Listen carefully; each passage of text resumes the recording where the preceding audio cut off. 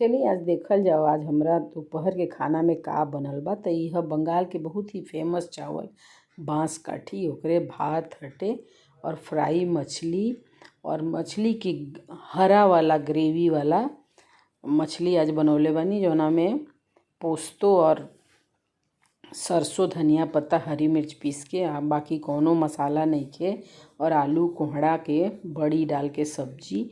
तो आलू और कोहड़ा एक ही साइज में हम काट लेले बानी। ओकरा बाद बड़ी के हम पहले भूज लेब। बड़ी भूजला के बाद लाल जब हो जाई तो निकाल लेब। ओकरा बाद वही फोरन में 2 मिर्चा तुर के डाल देवे के बाटे। जब मिर्चा बढ़िया से सेक के थोड़ा सा काला हो जाए ओकरा बाद सब्जी के डाल देवे के बाद कोहड़ा और आलू अभी एकदम ताज़ा बाटे तो एकरा के थोड़ा सा ढक के अगर पकावल जाई तो ये बहुत बढ़िया पाकेला। तो थोड़ा सा ढक देब हम एकरा के। ढकला के बाद ये थोड़ा पानी जब छोड़ी ओकरा बाद एकरा के उघार के बढ़िया से चलावे के बाद चलौला के बाद एकरा में थोड़ा थोड़ा मसाला डालब। हल्दी पाउडर, मिर्चा पाउडर, जीरा और जितना जीरा उतने गोल मिर्च लेके हम पीस के रखे नी वो डाल देनी। स्वाद अनुसार नमक डाल के एकरा के बढ़िया से चला लेवे के बाटे। और थोड़ा सा एकरा में हम पानी डालब। पानी एक हाथी डालब कि हमें बड़ी डाले के बाटे। तो थोड़ा पानी डालब तो ग्रेवी हुई तो उनमें बड़ी अच्छा से पकी। जब थोड़ा सब्जी पक जाई तो बड़ी डाल देब। सब्जी हमार बन के बिल्कुल तैयार हो गई बा। मछली धो के हम रख ले बानी। एकरा में डालब नमक और ऊपर से हल्दी डाल के बढ़िया से एकरा के मिला लेवे के बाटे। अच्छा से मिलावल जरूरी बा ताकि मछली में बढ़िया से नमक चल जाए कि खाए में फीका ना लगे।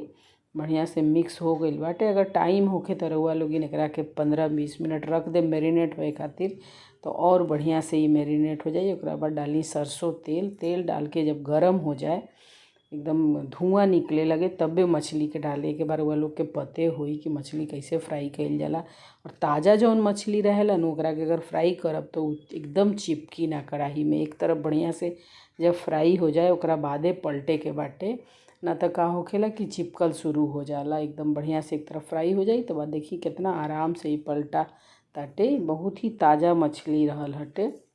और एकरा के हम अलग तरह से थोड़ा बनौले बानी। आज एकरा में सरसों, पोस्तो, हरी मिर्च और धनिया पत्ता के पेस्ट बना के और ये बहुत ही स्वादिष्ट बन के तैयार होखेला। एक बार रउआ लोग एकरा के बना सकतानी। एमे कोनो मसाला ना पड़ेला अलग से, सब फायदा वाला चीज़ बा। हरी मिर्च और बस एकरा में 4 कली लहसुन डलले बानी। एकरा में ज़्यादा लहसुन के भी ज़रूरत नइखे। 1 चम्मच पोस्तो और 1 चम्मच पीला सरसों के हम गर्म पानी में भिगा के रख देले रहनी है 1-1.5 घंटा पहले। बढ़िया से ही भीज चुकल बाटे। ओकरा बाद एकरा के एक साथे सब एकदम बारीक पेस्ट तैयार कर लेवे के बाटे। मछली सब हमार फ्राई हो चुकल बा। वही तेल में थोड़ा सा डाल दे हम मंगरैल। जब मंगरैल के बढ़िया खुशबू आवे लगे तब पीसल मसाला डाल के एकरा के फ्राई करे के बा।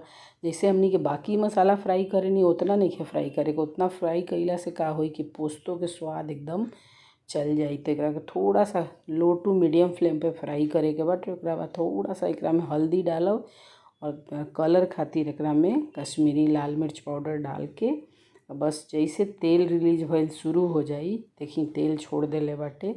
हम एकरा के 1 मिनट भी फ्राई नहीं कइले। ओकरा बाद गरम पानी एकरा में डाल देब। जितना ग्रेवी खाए के बा रउआ लोगन के उतना डाल सकतानी। डाल के जब ये उबलल शुरू हो जाई तो फ्राई कइल मछली डाल देब। मछली डाल के 5 मिनट पकावे के बा। एकरा के बहुत ज़्यादा नहीं पकावे के, 5 मिनट पकाएब सब्जी मछली बन के और तैयार हो जाई।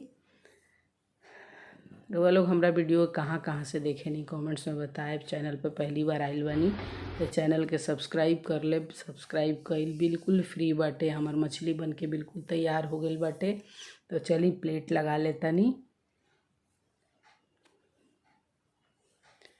ये हरा ग्रेवी वाला हमार मछली बन के तैयार बा। मिला तानी एगो और वीडियो के साथे। Thank you.